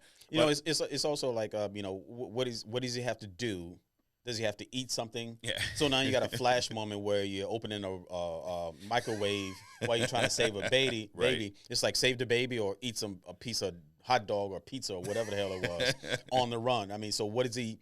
Does he have to have a special diet now in order to maintain? It just gets ridiculous. Yeah. So I prefer web shooters over the web coming out of the arm. But I mean the character, I love the fact that he's unlucky because I think a lot of times in comics, like everything happens the way it should for heroes. Like they're almost too, like that's kind of my issue with Superman at times. It's just too perfect. Right. He's just so strong. He's so fast. He's so everything. Mm-hmm. And it's hard. Like they have to create things like kryptonite and magic to have a weakness. Right. When Spider-Man has a weakness. Yep. A lot of them. A lot of them. I think one of the biggest weaknesses or things he struggles with is very relatable is how he manages everything, how the balance of two lives. Right. Because he's very big on the secret identity. You mentioned earlier, like the Fantastic Four, they're out there. Everyone knows where they are. Mm-hmm. But a big part of Spider-Man's character is the fact that he has a secret identity. Well, not only that, but not only does he have a secret identity, but he's this like dweeb kid in high school, going through puberty for the last 60 years, right? Yeah. So he has that to manage, the girlfriend thing. So, he's starting to like girls and stuff like that. So he has a lot of stuff that he has to manage outside of his identity. Yeah. And that's what makes him so relatable, I think. Right. Absolutely. Because, I mean, who doesn't have to manage? I mean, we have work, personal lives, right? You got to balance that. Yep. What you do, whether you have hobbies or you have a great podcast like we do, you probably don't. Yeah. But I mean, you have to balance shit, and you always feel like you're being pulled in and I think that starts at high school, right? Like when you're a kid, it's like you can balance shit. You just I want a lollipop today, and I want to play my video games. Right. But high school is where you start managing. Now you have the time for a job, your girlfriend. Am I going to college? Am I not? What's going on? So it's again very, very relatable. And I think that's partly why he's able to mesh with just about anybody's story, because he's just like a regular dude. You could just plug and play anywhere. Yep, exactly. Another thing, you're a big Iron Man fan. One of the things that we talk about sometimes is just Iron Man suits and how there's so many. Some are great, some are not. We all have our favorites. Like Spider-Man has a multitude of different suits. Right. And he's had some really good storylines too, like the whole symbiote. We talked about Venom a little bit. I love that story. We've seen it done several times, like on screen, animation, and comics. There's also, funny enough, I know you're a Ratchet and Clank guy, but Insomniac, who made that game, they make the new Spider-Man games, and the newest one that it relies heavy on the symbiote Venom. Now it's not Eddie Brock's not in the game; it's a whole different take. But you get the black suit, and you see a lot of those effects where Peter becomes a little more angry, a little more agitated, I love seeing depth to characters. There's some characters where it's just going to be the same damn story every time you pick it up. Right. And I think you get more depth with Spider-Man. I like the range that they put Spider-Man in. The situations. I don't like all the suits though. Okay. It's kind of like one of those things where his powers are himself. They're trying to make him too stealthy, too much this. I mean, I can agree that, maybe they can add a couple of things to an existing suit. And I'm not even saying don't have, more than one suit. Yeah. But stick with the traditional suit. Do something else, but then he becomes too techie. And that, to me, that's a distraction from Spider-Man, because Spider-Man is his powers. Right. And unlike Iron Man, who all of his powers are whatever that's technology based, or Reed Richards, I mean, he is technology. That's part of his character. But technology isn't really part of Peter Parker's character, even though he's a smart guy and he can do a bunch of stuff. And I like to see when they expose him to sciencey, techie things, but not to have it part of his suit. Yeah. You know, that it just didn't. I don't like it. As you're saying that, all I'm thinking about is the MCU. As much as we love the Tom Holland Spider-Man, right there you see a lot of that in there because of the relationship with Iron Man, which does it to me. It takes away from the core Spider-Man characteristics because you're right. Spider-Man's always relying on just him. Right. And here he's got all this tech and shit. And it's like why, in the Spider-Man Homecoming, they had that kind of plot line where Tony came and took the suit back so that we get to see Spider-Man just being Spider-Man. But they have to do that because of all the tech they added in. Right. It's like imagine Thor had Mjolnir and this javelin and this blade that can do this. And I mean, he's just whipping out all these different, gadgets and stuff that would distract from who Thor is. Right. And this seems to be the way that they're going with the Spider-Man. Yeah. Well, after No Way Home, though, it kind of looks like they've reset that because now everyone forgot who Peter Parker is. He doesn't have access to Tony's tech anymore. Right. And we see him just kind of swinging in a regular spider suit, and he's in the apartment now. He's got no money. So, like, I hope they stick with that with the next Spider, whatever the next, Spider-Man 4 is going to be. Like, I'm ready to see the grounded Spider-Man stories with Tom Holland. Absolutely. Back to the basics. Yep. Back to the basics. Because, Tom Holland, the reason I think he feels more Peter Parker than any of the other two. Like, I think Andrew Garfield did a great job. But Tom Holland, he looks younger, number one. And he has that, like, geek, everything's going wrong all the time person. Almost like Shia LaBeouf in Transformers, where it's like everything's always like a panic. Like, to me, that's Peter Parker in the comics. He's always, like, on the verge of an anxiety attack, I just hope Tom Holland doesn't go the way of Shia LaBeouf. I mean, that was a I don't even know what that dude's head is right now. Well, literally. Yeah. So it's just there was a disappointment. It was that fading out from that whole thing because there's been 1,300 more Transformers after him. So it's crazy. Yeah, but I'd love to see more of Tom Holland playing that grounded Spider, which I think we're getting. Spider-Man's powers are something that, you talk about. I think they don't get enough shine in some of these movies. Like, Spider-Man has a healing factor that's almost never talked about. Right. And you almost forget sometimes that he even has a healing factor because it's always kind of glossed over. It's focused on with characters like Wolverine and Deadpool, but Spider-Man is kind of just left at the wayside. The Spidey sense, how do you feel about the Spidey sense? I think that's cool. I think that makes sense because it's like you just cannot sneak up on a spider, dude. It's like pretty much impossible.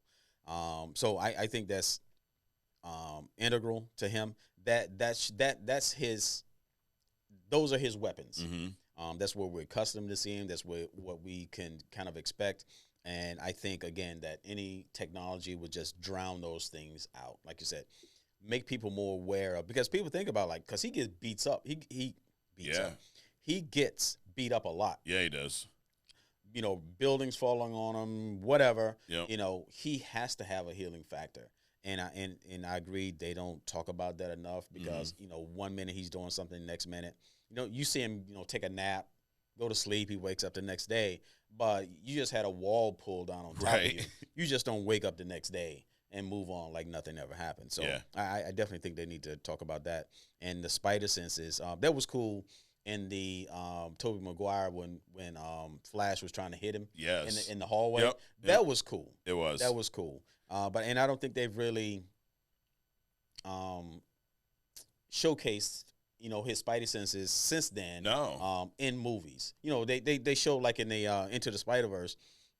Obviously, they're working on the spider sense, but they really haven't gone in depth. Like even with Daredevil, right? Yeah. With his radar sense, they kind of walk you through his radar sense. I don't think they've had a good enough scene that walks you through his spider sense. No, you're right. I think I think we've seen some of it in the Tom Holland film, or not Tom Holland, the Andrew Garfield films. But I'm thinking of Tom Holland's appearances, and you see it in Infinity War when he's riding the bus. Okay. And, Tony and Doctor Strange, they're fighting in the streets, and then his arm goes up and all the hairs stand up. Okay. You see it there, but you're right, you don't see it enough. I think it's not talked about enough in the they kind of have that joke, the Peter tingle in Right. the, but I agree, it's not been shown properly. I think you see it more in the animated movies than you do in live action. Even the Morbius movie, when Morbius was, first discovering that radar thing, that it should be a walkthrough kind of like that, I think. Yeah. Yep. And I like, we talked about his rogue gallery, the villains, but also just the supporting cast around him, like the whole J. Jonah Jameson, great character, great dynamic. Because not only does, I think some of the best characters are characters that have super villain issues, but also real life issues too. Right. Like he's got Jonah J. Jameson he's dealing with both personalities with him. Jonah thinks, he's trying to make Spider-Man the villain. Right. And then he's also Peter Parker's photographer. He's trying to like pay as little as he possibly can to keep him going, but he wants him to do good work. Like, great character. Harry Osborn. Yep. That high school best friend. Peter was raised with almost no money. Harry's a silver platter. Type of kid. Eventually becomes Hobgoblin. Right at some point. That's a dynamic that I thought was done really well in the Tobey Maguire movies. Yeah. I agree. Because we got to see him kind of portray a version of Hobgoblin. As much as the Spider-Man 3 is kind of all over the place. Yeah, Green Goblin. But when Harry took over the mantle, I feel like in the third movie, I feel like they kind of made him look a little Hobgoblin-ish, Well, they wanted to make it more like freakish. I think. Yeah. So. Yep. But I thought that was great, too. The whole, Spider-Man let my dad die. Now I'm trying to get revenge for him. Then he realized he's your best friend. Like, it was... the Flash time, you mentioned Flash, great character. Which there's also there's a story where Flash gets the symbiote and becomes some type of Agent Venom. I've never read it, but I heard about it. Then we talk about his hidden or his dual personality, right, or his secret identity. Sorry, in the Civil War storyline, the comic one, Peter's secret identity is exposed. And that was a big deal in the comics. So I guess now in the comics, everyone knows that there's, who Peter Parker is, Spider-Man, which I don't know. I mean, it was a big deal at the time. It's like when they kill off a character, it becomes such a massive deal. Now, of course, they can retcon it or whatnot, but that was a big impact to the comic story, which I think at the moment it made sense, but I like the version of Spider-Man having a secret identity more than it being out in the open. Absolutely. I think because remember, when Cap in Captain America, the first Avenger and all that kind of stuff, when he got discovered, people had already heard of him from the wars and stuff. But so he just, he wore the mask, but he's also taking the mask off a lot. Yeah. Like when he's fighting the villain on the ship and things like that. So he didn't really keep his identity secret. And I kind of think that they probably thought that it was okay to like extend that out to another person. I mean, it made for a good movie. Sure. The fact that everybody knew who he was and had to get Doctor Strange to, reverse it or erase everybody's mind or something like that. But I agree with you. I do like the secret identity thing because it makes him more of the character that everybody fell in love with. Yeah. Because part of his struggle was keeping his secret identity. And now that you take that away, I mean, it's a different kind of struggle, but it's not the thing that shaped who Spider-Man was. Right. The other thing, talking about J. Jonah, is so J. Jonah to Peter Parker Spider-Man was like Commissioner Gordon to Batman. He was essential in shaping, who this character was. And you have those other people, in their universe that kind of shape who they are, the J. Jonah, the Gwen Stacy, the Mary Jane, Aunt what's her face? Aunt May. Aunt May. I kind of don't agree that they made her hot in the movies. Marissa Tomei. Yeah. Because Aunt May has always been this, white-haired, pulled back, so been a grandma kind almost. Of a, exactly. Yep. So I'm kind of on the fence with the hot Aunt May. Yeah. But outside of that, I mean, these are definitely people in his sphere that made him Spider-Man as the spider that bit him. Absolutely. I mean, you talk about, Gwen Stacy and then her dad, George Stacy, the captain, right? And then there's the comic line, the story where Gwen Stacy dies, the death of Gwen Stacy. That's really helped shape who, and which we saw in Amazing Spider-Man 2. That movie, very uneven, but I think it's much better than a lot of people remember it. Right. And I thought that scene was, very impactful. And we also see Gwen Stacy and her father in the animated movies as well. Yep. And I think that Spider-Man is one of those characters where we've seen other people take the mantle. Like we talking about Miles Morales, and it's such a good character that there's no issue for me there. Right. Like if you introduce, hey, we're gonna introduce, Thomas Jones is gonna be the new Batman. Like, I don't know, dude, but like they've done it well. Or the Falcon's going to be the Falcon and Captain America. Yeah. There you go. Yep. Yeah. I think they did it well with, like, I love the Miles character. Right. And, in some, in Into the Spider-Verse and also the Spider-Man game, we see Miles and Peter in the same universe, which works. It's actually pretty cool. So I like, and I like the Miguel O'Hara Spider-Man 2099. He's kind of more of a villain in the, but I like that character as well. Another Spider-Man character. You talk about that dude's intense. Man. He is. He is. Which also, I mean, we seem to be attracted to Carnage, not the character Carnage, but just death, destruction, blood, blah blah. Yeah, what's wrong with us? Which is why we're anticipating Echo, right? Right. So we seem to like this stuff. So that version of Spider-Man is pretty cool. Yeah. What's that say about us, Adrian? Hey, what's that say about the universe? True. So remember, back in old England, man, they used to flog people. They behead, kill, all that kind of stuff in public. You had kids sitting around watching this stuff. I mean, just because it's politically incorrect to do it now, that doesn't mean that stuff hasn't been passed down. Right, absolutely.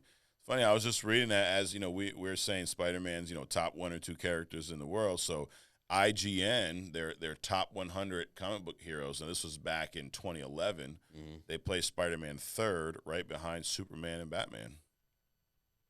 Really? I would put Spider-Man over Superman.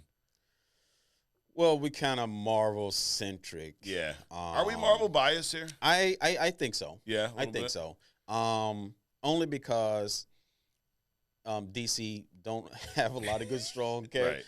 Right. They don't have. I don't believe that they have as many strong characters as Marvel does. So there's more to talk about. Right. On the Marvel side as opposed to the DC side, I think. Yeah, I would agree. I think that the one thing that DC has going for them, I mean, they have some others, but is Batman.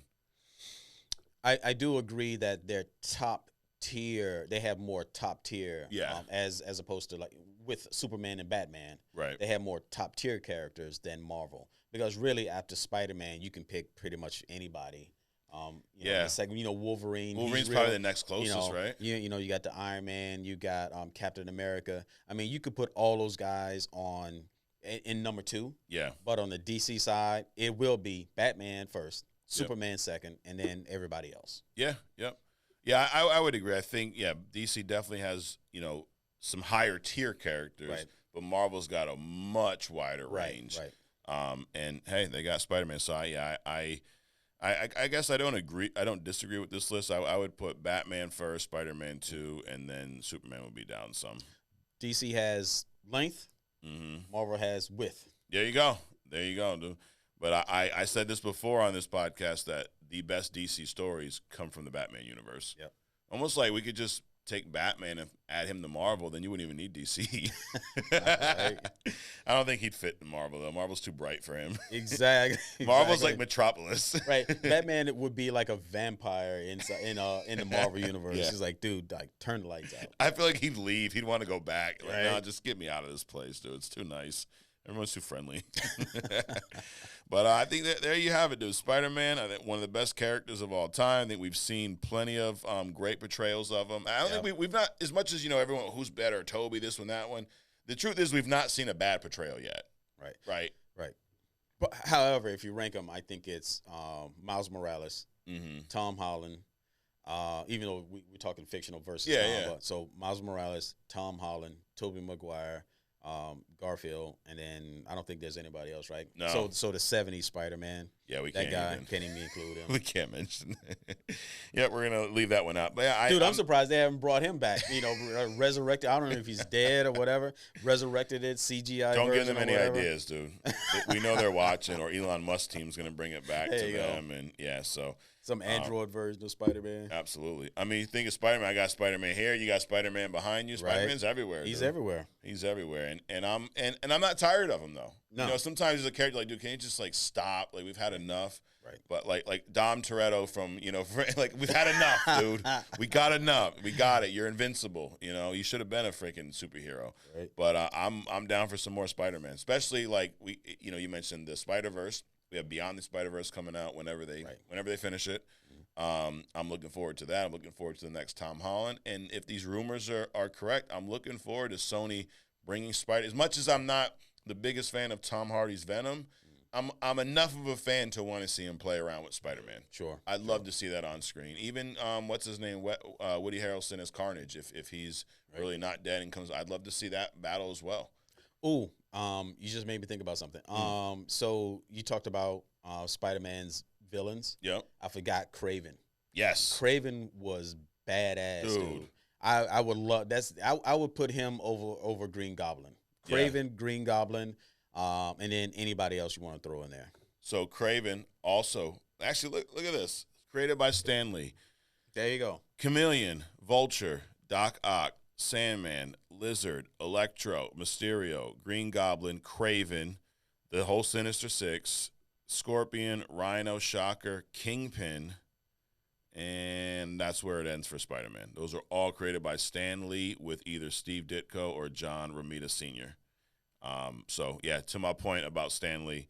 Now, there's some other characters. This was not created by Stan Lee. Black Cat is one we didn't talk about. Okay. Kind of like Marvel's version of Catwoman. Right. You know, Felicia Hardy, they kind of have a little romance together, right?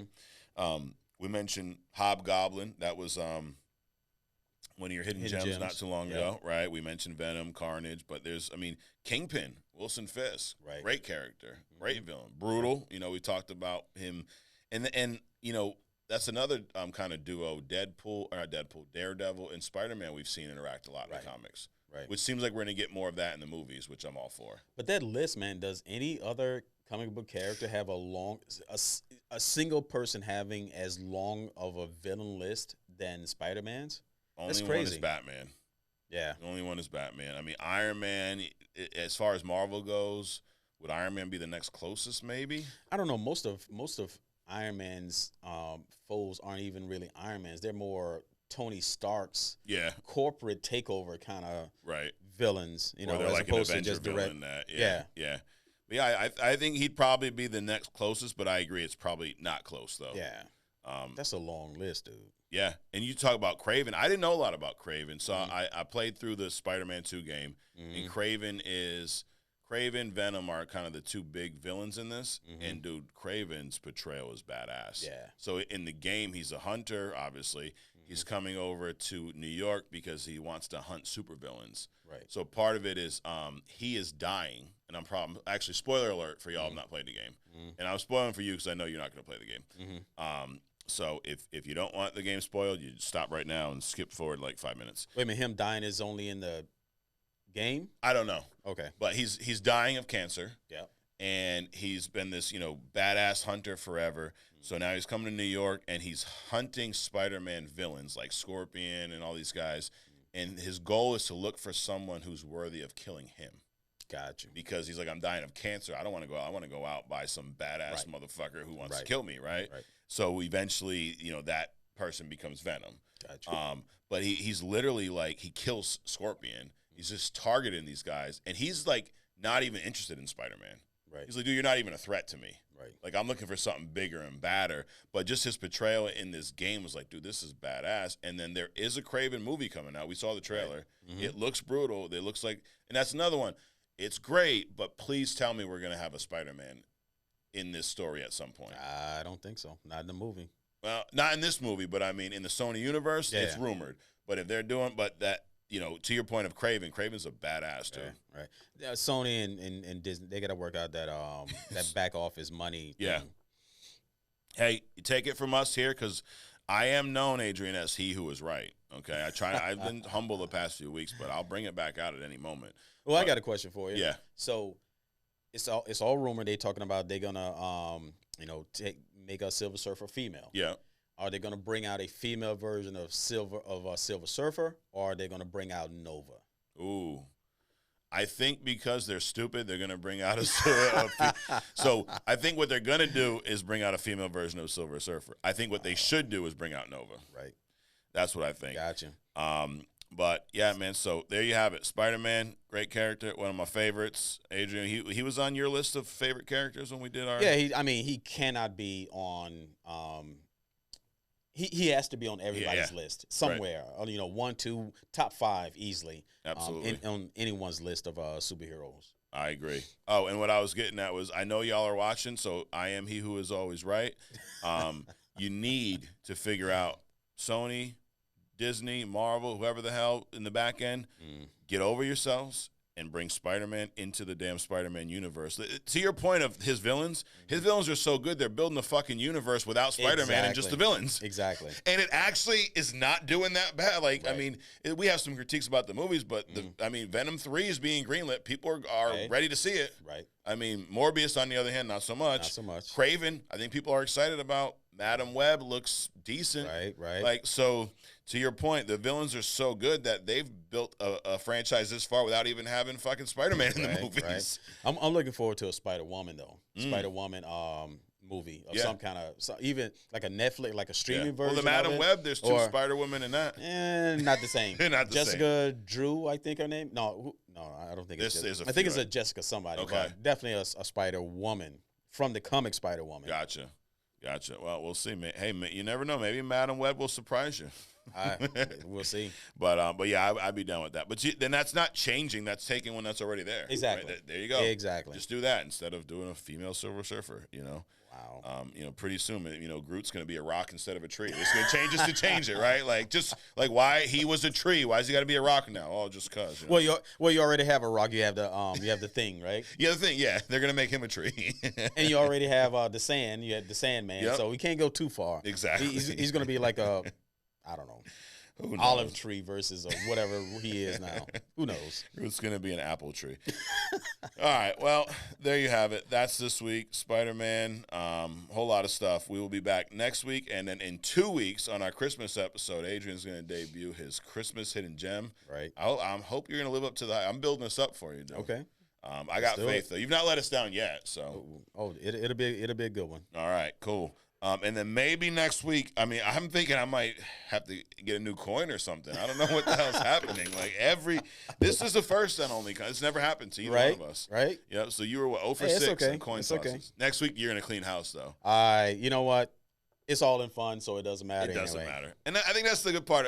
It really doesn't matter. This is just for fun. Like I'm not butthurt because I was like 0 and 7 this week. It's okay. Yeah. So y'all should learn from Adrian that sometimes you can be wrong and it's okay. Yep. You don't have to go cry online and send a bunch of hate messages because it's all in good fun. But I was thinking about that today. Like, we're doing this podcast. Like, we would be doing this whether y'all are watching or not. Right.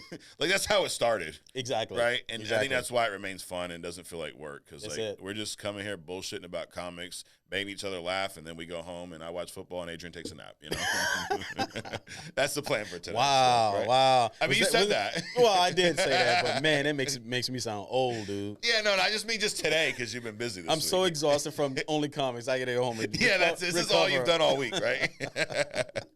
Well, there you have it, guys. Another great week. We appreciate you joining. If you've not already, hit the subscribe button. I don't know how you'd make it to this whole episode and not hit the subscribe button, but if you have, just take a second right now and do that. Hit the little bell so you get reminded when we drop our new videos. We drop every Monday at 5:30-ish most times, unless I forget or I'm busy or, I take a nap like Adrian. I don't know.